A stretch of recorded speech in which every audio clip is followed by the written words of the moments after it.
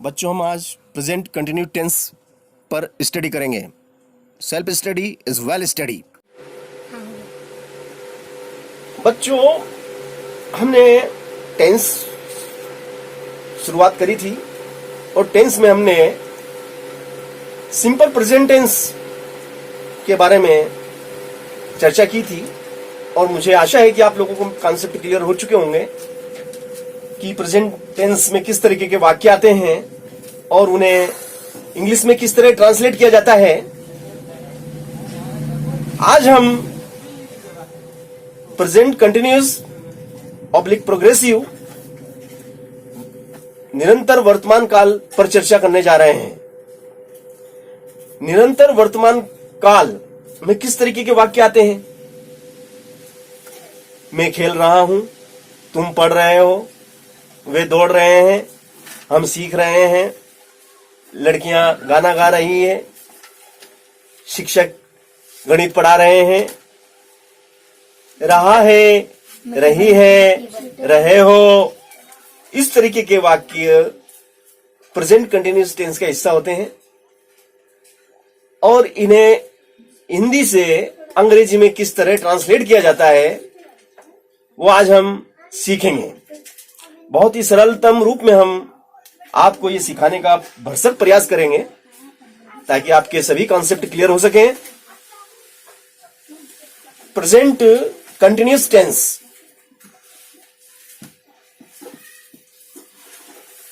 Present continuous हम पढ़ रहे हैं। मैं फिर से एक बार लिख देता हूं, प्रेजेंट कंटिन्यूअस, प्रेजेंट कंटिन्यूअस। यहां हम इसे हम प्रेजेंट प्रोग्रेसिव भी कह सकते हैं। प्रेजेंट प्रोग्रेसिव टेंस भी कह सकते हैं। अब मैंने आपको बता ही दिया कि किस तरीके के वाक्य इसका हिस्सा होते हैं और किस तरीके से हम पहचान करें कि ये किस टेंस का वाक्य है और वर्तमान टेंस का है तो फिर उसमें भी किस टेंस, वर्तमान टेंस के भी किस भाग का ये वाक्य है। इसका सीधा सा मैंने आपको बताया कि रहा है, रहे हो, रहा हूं, ये इस तरीके के आखिरी में शब्द आपको सुनने को या पढ़ने को मिलेंगे। अब हमें इसका मेन फार्मूला में याद रखना है। अगर हमने इसका मेन फार्मूला याद कर लिया तो हमारे वाक्य को हिंदी से इंग्लिश में ट्रांसलेट कर सकते हैं। इसका मेन फार्मूला है subject plus helping verb plus helping verb के बाद में आपका आ जाएगा मेन वर्ब प्लस आईएनजी और आईएनजी के बाद में प्लस ऑब्जेक्ट, आईएनजी के बाद में आपका ऑब्जेक्ट। अब सब्जेक्ट मतलब कर्ता, यह आपका कर्ता होता है और ये सहायक क्रिया है। सहायक क्रिया ये होती है आपकी सहायक क्रिया, ये मुख्य क्रिया है, मुख्य क्रिया, और इसमें ये ऐड हो जाता है एनजी प्लस आखिरी में आपका उद्देश्य, ऑब्जेक्ट उद्देश्य।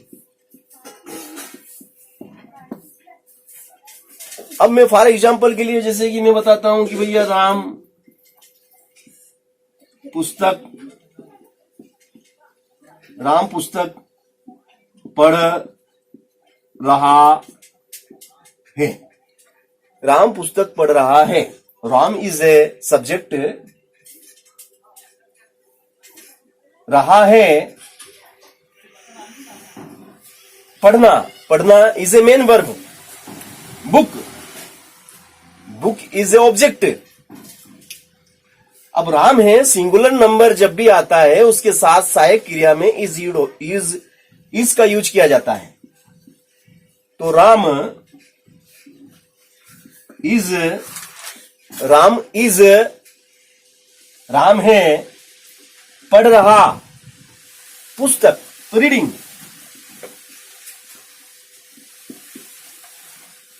Ram is reading a book, Ram पुस्तक पढ़ता है।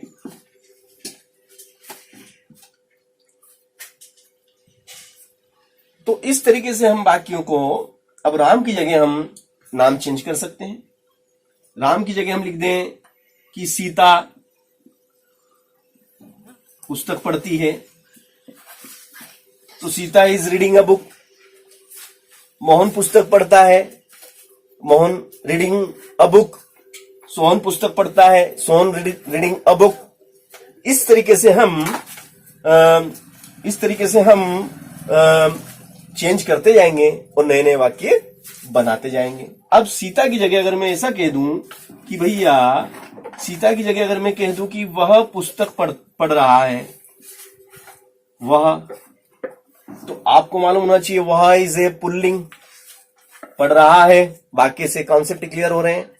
वह पुस्तक पढ़ रहा है, तो वह पुस्तक पढ़ रहा है, तो वह के लिए आप यहां पे ही का उपयोग करेंगे।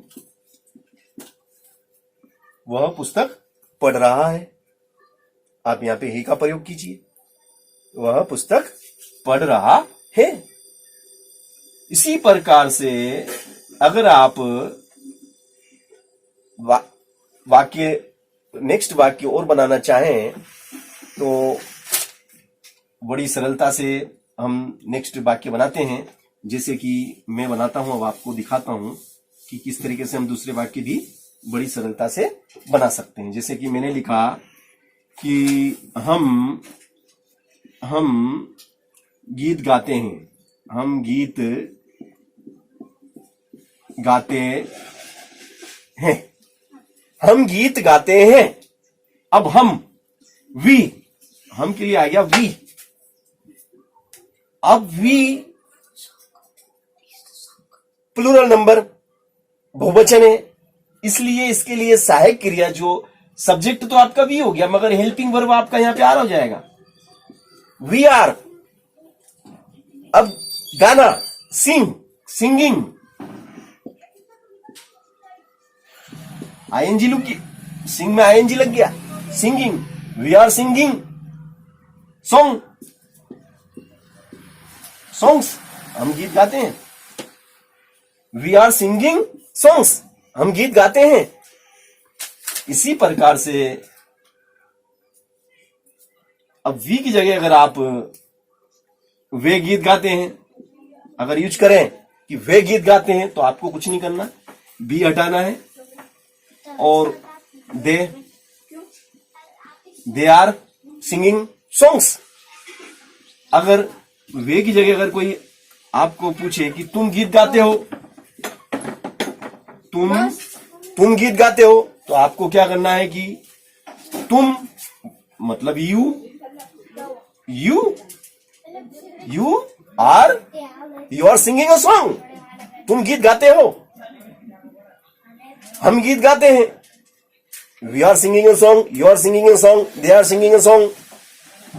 लड़के गीत गाते हैं, अब लड़के गीत गाते हैं, सिंपल, लड़के गीत गाते हैं, लड़के गीत गाते हैं।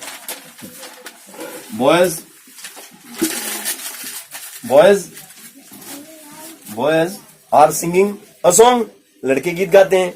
Girls singing a song. तो इस तरीके से हम अदर सेंटेंस भी बड़ी सहजता और सरलता से बना सकते हैं। अगर मैं नेक्स्ट वाक्य आपसे लेता हूं, चलो अब मैं नेक्स्ट वाक्य लेता हूं आपको कि मैं गीत गाता हूं।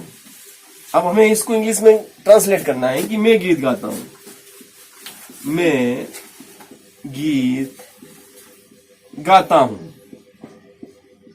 मैं गीत गाता हूं।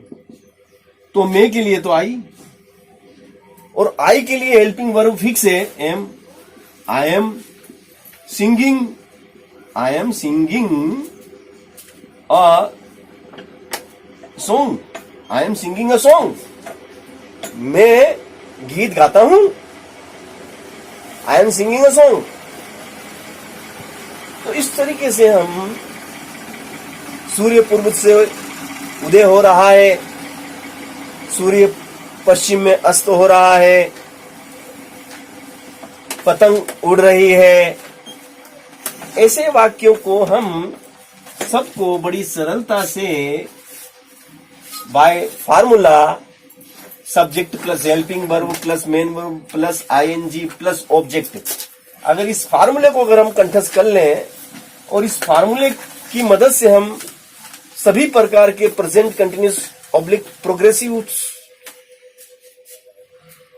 काल के टेंस के जितने भी वाक्य हैं उन्हें हम ट्रांसलेट कर सकते हैं। शर्त इतनी सी है कि आपको क्रियाएं वर्ब याद होना चाहिए। अगर वर्ब आपको ज्यादा से ज्यादा याद है तो आप इन्हें बड़ी सरलता से ट्रांसलेट कर सकते हैं।